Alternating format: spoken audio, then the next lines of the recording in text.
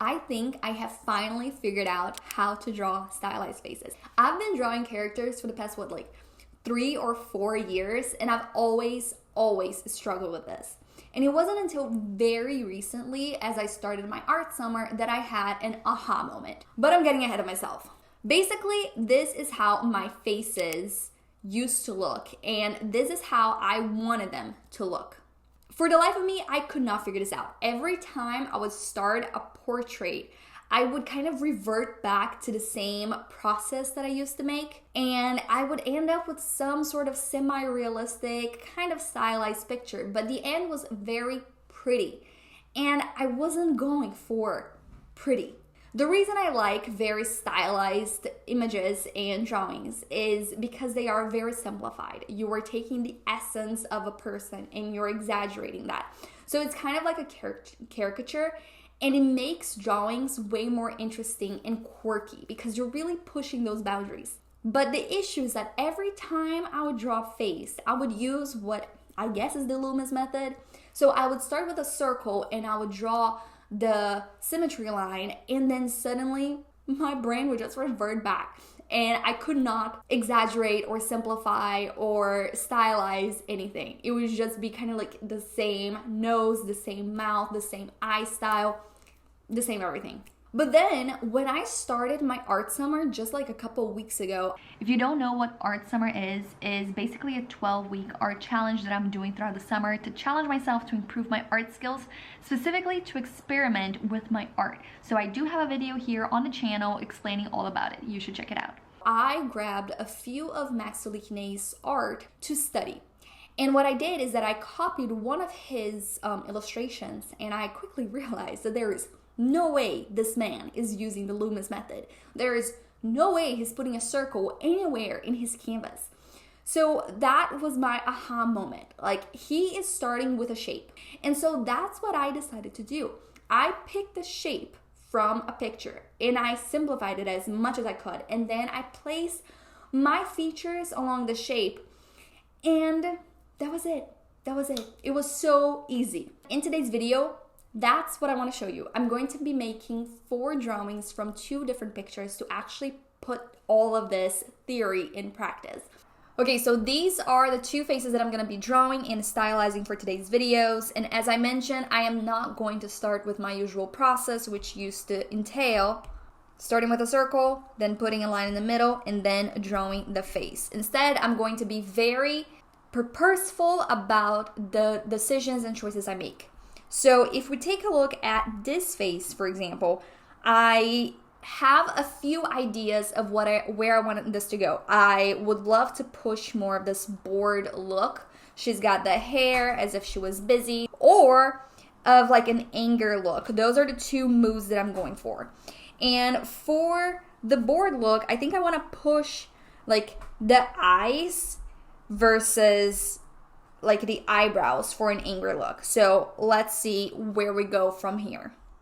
Okay, I'm actually going to have to speed through this first one because it ended up looking like absolute trash. So let's move on to the next one. Okay, so now I'm gonna take a very different approach and I'm gonna make her be kind of angry. So anger, I'm gonna focus on a more triangular face more than that one, with my eyebrows that are very angry over eyes. But she's not furious, she's just like annoyed. For that one, I'll make the chin a little higher.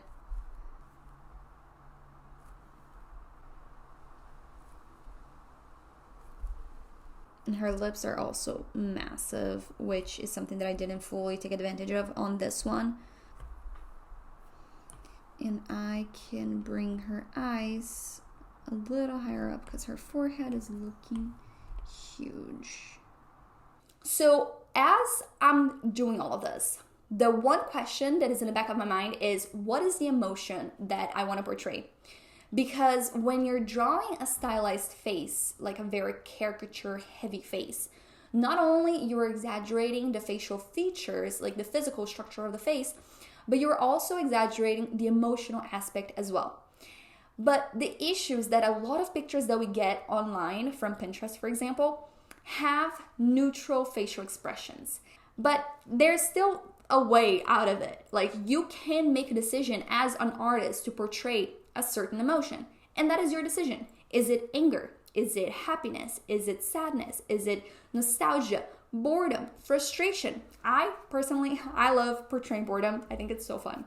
And as I'm drawing, I would use this emotion to guide all of the aspects of my drawing, from how the hair is positioned to the eyebrow shape, to the line of action, the hand emotion, and even the rendering style.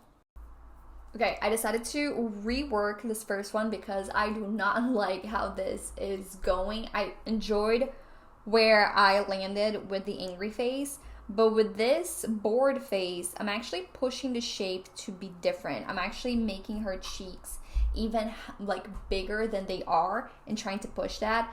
And I'm looking for other ways to kind of exaggerate that. So with her, we have a couple of ways. Like, I really like how her face is kind of like rectangular, and I can push that shape more. I can make her very long. And I like how her hair is like creating these shapes to the side, and she's got a little hat. And like, I can push these shapes to do whatever I want, right? Like, I can make them smaller. Like, I can make her hair finish up like around her cheeks and emphasize the hat, or I can make it sharper. I'm gonna try a different set of nose for her here.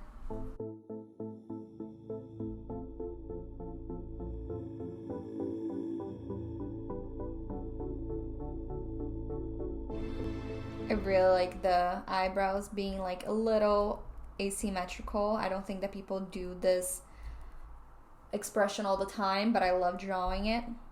This one, she already has like curvier shapes from both the hair and also how square I made her facial shape to be. So I'm gonna be making the nose a little bit more geometric and like sharper. I can make this even smaller so we have a bigger contrast between these two. So this one I see that is coming out to be quite cute, and that's because of how I made the eye shape, right? So it's more a Barbie doll, and also like the corners of the mouth that is like smiling. Okay, now I do like where this one is going. So now I can just work on refining, and again, I'll create a different layer on top just so that I can refer back to my initial sketch in case I start losing like the essence of my drawing. And again, the more detail you put in an illustration, the more semi-realistic it will look, and might even give you a feeling of something is off. And I already can tell, yep, I could tell that I have a tendency of leaning with everything I make. Literally, the tool, like the transform tool, is the number one reason I prefer to draw digitally.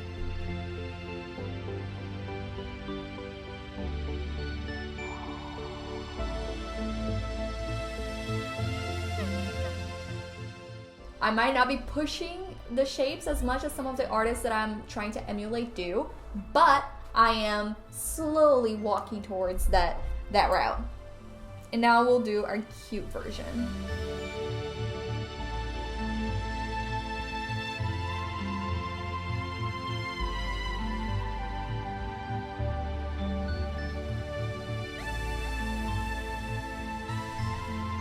Place those shadows really quickly. And I'll push her nose to be more of this drop shape in the bottom. And you can see how different these two versions are from each other, but also from my reference picture. So this is it. This is my process. It takes me about like 10 minutes max to create one of these faces, one of these sketches. From the same picture, I can create fully different people. So if you want, like, I highly encourage you to do the same and to come up with your own interpretations of photos and simplifying them, starting with the big shapes and the smaller shapes and working with details, but also keeping in mind what your initial ideas were for each of these illustrations. And that's it, literally. It's a very simple process, quick even, but it has like fully changed my drawing approach. So I hope you find these tips useful, so please put them in practice and let me know your thoughts.